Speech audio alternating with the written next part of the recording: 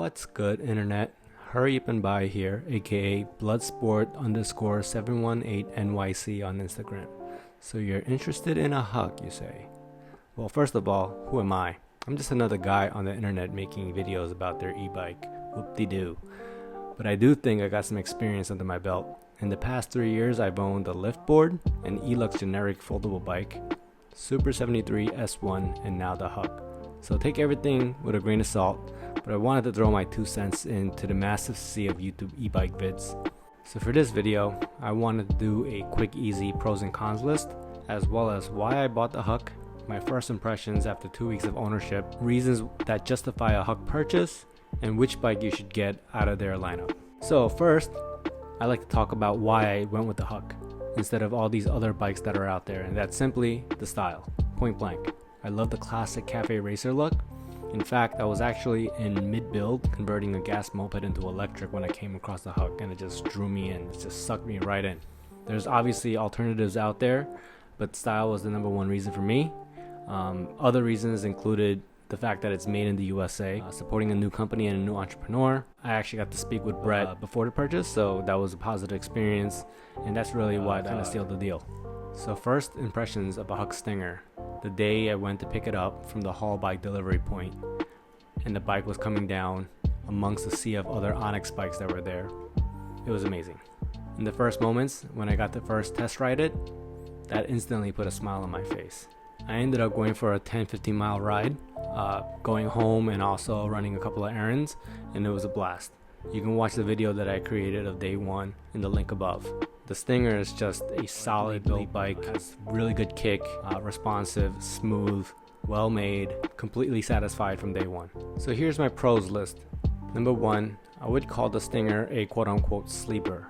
To me, it looks like a Puch Magnum on steroids, which means besides the larger size, it's somewhat unsuspecting. Will that catch the attention of the law enforcement? I really hope not. 2.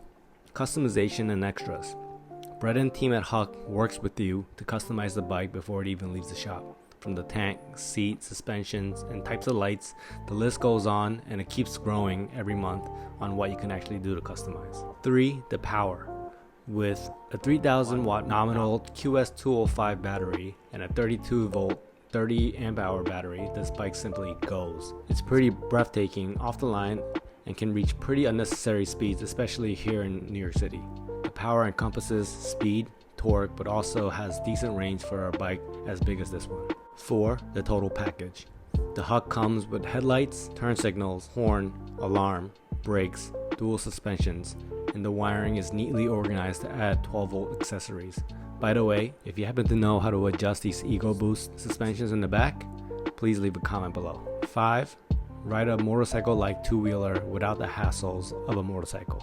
That means 2 things. Pedals can be awkward, but for at least some of us, this keeps us under the radar against law enforcement.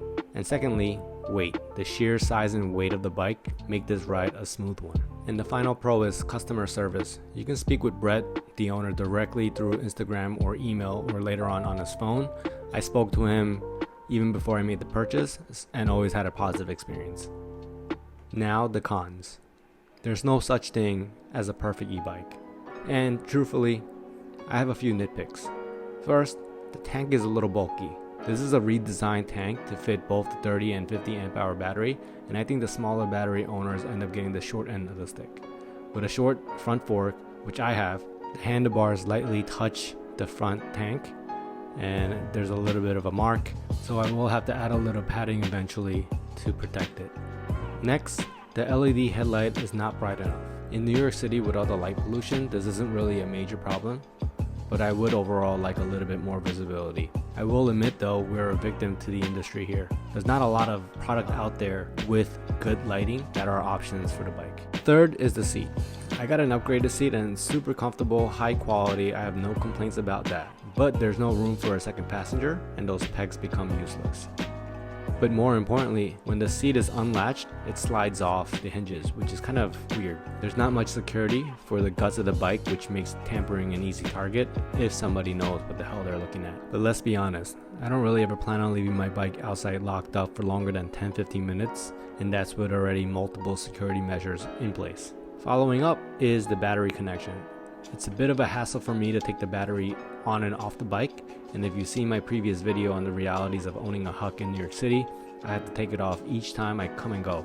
But at the end of the day, I realize these are first world problems. For the fifth item, I'm gonna bring up weight again. For those that live in the burbs with a safe place to park the bike, the Huck should fit perfectly. But those who are city dwellers like myself, this bike, along with most of the other bikes in the class, is hard to store.